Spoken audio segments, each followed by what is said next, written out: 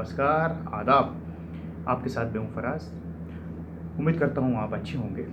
आज बात करते हैं बदरुद्दीन जमालुद्दीन काज़ी साहब की। जी हाँ, जॉनी वॉकर साहब का ज़िक्र कर रहा हूँ, जो 1942 के आसपास इंदौर से बॉम्बे गए अपनी फैमिली के साथ। फिर उसके बाद गुरुदत्त साहब उनको मिलते हैं, बस कंडक्टर रहते हैं ये बेस की बसों में, और वहाँ भी लोगों को हँसाते हैं। फिर गुरुदत्त साहब, बलराज साहब इनको गुरुदत्त साहब से मिलवाते हैं। फिर वो कहते हैं कि हमें शराबी की एक्टिंग करके बताइए। फिर जॉनी वॉकर साहब ने शराबी की एक्टिंग की। तो फिर बस वहाँ से फिर गुरुदत्त और जॉनी वॉकर की टीम बन गई। ये और बात है कि जॉनी वॉकर उनको फिर नाम गुरुदत्त ने दिया, जो विस्की का नाम था। और जॉनी वॉकर ने कभी ज़िंदगी में हालांकि शराब नहीं पी, छुई तक नहीं। लेकिन ये उनकी कई फिल्में हैं, मधुमती, नया दौर, चौधरी का चांद, दूर की आवाज़, फिर बहुत बाद में आनंद आती है। उसमें कम रोल है लेकिन बड़ा ज़बरदस्त। फिल्मों के बारे में तो हम उनकी बहुत बात कर सकते हैं, लेकिन वो सबको मालूम है। मैं कुछ ऐसे ही 2-3 किस्से लाता हूँ जिससे आप कुछ इन लोगों के बारे में पता चले, ताकि हम लोग कुछ सीख सकें। तो शकीला जी जो एक्ट्रेस थी, बहुत खूबसूरत, उनकी बहन नूर से इनकी शादी हुई थी। फिर जॉनी वॉकर साहब के बारे में मैं आपसे ये कहूँ कि उनकी जो कॉमेडी है वो 1983 के बाद उन्होंने काम करना छोड़ दिया, क्योंकि वो कहते थे कि डबल मीनिंग के डायलॉग्स आ गए। और उन्होंने कहा हमने जितना काम कर लिया, तकरीबन 300 से ज़्यादा उन्होंने फिल्मों में काम किया। तो उन्होंने कहा जितना हमने काम कर लिया, अब हम झंडे गाड़ के आ गए हैं, अब हम यहाँ दूर से बैठ कर देखते हैं दूसरे लोग क्या करते हैं। तो उन्होंने एक तरह से अपने आप को, जब वो उनके हिसाब से कॉमेडी नहीं रही, तो छोड़ दिया।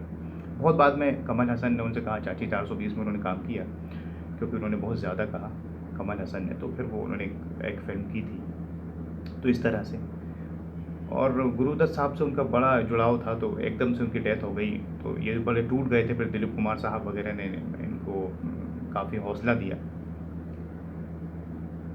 तो जॉनी वॉकर साहब के 2-3 मैं आपको किस्से बताता हूँ। जैसे कि वो हर एज को उन्होंने एंजॉय किया। वो कहते थे सबसे अच्छी जो बचपना होता है, फिर जवानी होती है, और कहना बुढ़ापा तो ऐसा आता है कि फिर बीमारियाँ लाता है, वो तो फिर ज़िंदगी लेके जाता है। उन्होंने हर एज को एंजॉय किया, और वो हंसाते थे लोगों को। तो उनकी 2-3 मैं आपको किस्से आपको मैं उनके सुनाता हूँ, जॉनी वॉकर साहब के।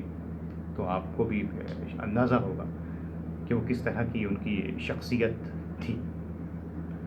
तो क्या था कि वो जॉनी वॉकर की एक उनकी एक फ़िल्म का डायलॉग मुझे याद आ रहा है। एक दिल लगी फ़िल्म, संजय खान और माला सिन्हा उसमें है। तो आप वो देखिए, हाज़िर जवाब वो बहुत थे। तो उनमें एक सीन है कि वो उनकी माँ जो है वो कह रही हैं आप शादी करो, पीछे पड़ती हैं, उन्हें शादी से इनकार करते हैं। फिर ये बैठे हैं घर में कमरे में और सिगरेट पी रहे हैं। इतने में इनकी माँ आ गई और ये सिगरेट का धुआं अंदर ले लेते हैं पूरा मुँह में। तो इनकी माँ आती हैं, कहते हैं क्या कर रहा हो, क्या कर रहा हो। तो इनके मुँह से धुआं बाहर निकल जाता है। अब वो शादी की बात चलती रहती है घर में। तो माँ कहती हैं, उनको शक होता है सिगरेट पी रहा है। तो देखिए कितने बात घुमा देते हैं वो खूबसूरती से। माँ कहती हैं अरे ये धुआं कहाँ से आया, धुआं कहाँ से आया। तो देखिए कहते हैं माता जी ये धुआं जो है ये मेरे कलेजे से निकल रहा है, मेरे कलेजे से निकल रहा है। आप वैसी बात कर रही हैं कि मुंह से मेरे अगर धुआं नहीं निकलेगा तो क्या निकलेगा। अब वो क्योंकि बात शादी की चल रही थी, तो उन्होंने वो सिगरेट के धुआं को शादी की बात से जोड़ के उसको उड़ा दिया कि आप मेरा दिल जला रही हैं तो वो निकल रहा है।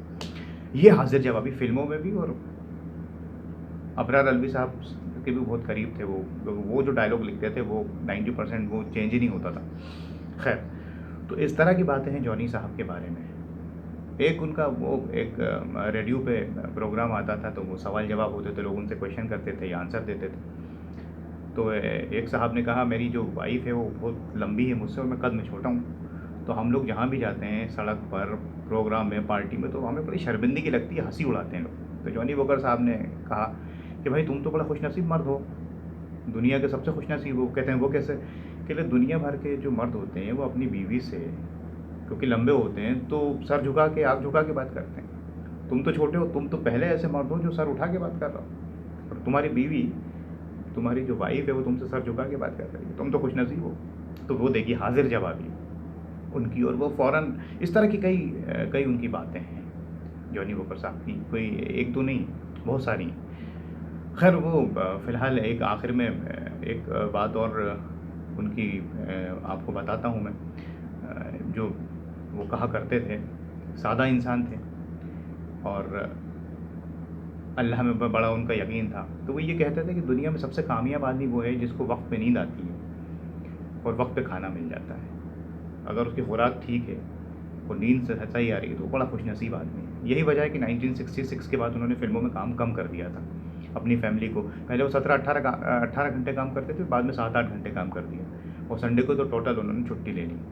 तो फैमिली को टाइम दिया उन्होंने इस हिसाब से, क्योंकि वो सादा दिल पैसे के पीछे वो कभी जाते नहीं थे। तो एक इंटरव्यू में उन्होंने एक बड़ी अच्छी बात कही। किसी ने उनसे कहा कि साहब आपके पुराने साथी चले गए काफ़ी दुनिया से, कोई प्रोड्यूसर, कोई डायरेक्टर, गुरुदत्त साहब, रहमान साहब। तो जो देखिए वो हंसमुख आदमी थे, तो उसमें भी उन्होंने कितना खूबसूरत जवाब दिया, इसको याद रखिए। उन्होंने कहा कि हाँ, जब हम छोटे थे तो ये सुनते थे कि आज इस बच्चे का बर्थडे है, कल उसका बर्थडे है। फिर जब बड़े हुए, जवान हुए, तो सुना आज इसकी शादी है, कल उसकी शादी है। लेकिन अब बुज़ुर्ग हो गए हैं भई, तो ये सुनते हैं कि आज ये गया, कल वो गया, परसों वो गया, हम क्या पता कब चले जाएँ। तो उन्होंने उसको भी एक मतलब ज़िंदगी के हर पहलू को वो जीते थे। आपके सामने मैं ये बातें इसलिए लाता हूँ कि हमारी ज़िंदगी में आज मशहूर तो हम हो सकते हैं, पैसा भी कमा सकते हैं, लेकिन कामयाब नहीं होते। क्योंकि हमारी जो मैनेजमेंट है वो खाली अलग तरह का एक पैसे पे चला गया है, सुकून नहीं। तो इन लोगों की ज़िंदगी से किस्से इसलिए उठाता हूँ क्योंकि ये लोग तो मशहूर भी हैं, कामयाब भी हैं और आज भी उनका ज़िक्र हो रहा है, तो मतलब क्या उनका काम हुआ, ताकि हम भी कुछ इनसे सीखें। बस यही मकसद होता है कि आपके सामने जो कुछ टूटी-फूटी इन्फॉर्मेशन होती है, कुछ किस्से लेके आ जाता हूँ। तो इंशाल्लाह फिर हाज़िर होऊँगा किसी और अज़ीम शख्सियत के बारे में कुछ बात लेकर। आज तो जॉनी वॉकर साहब को याद करने का दिल किया, तो आपसे उनकी बातें शेयर की। और अपना ख़्याल रखें, फिर मिलेंगे। खुदा हाफ़िज़।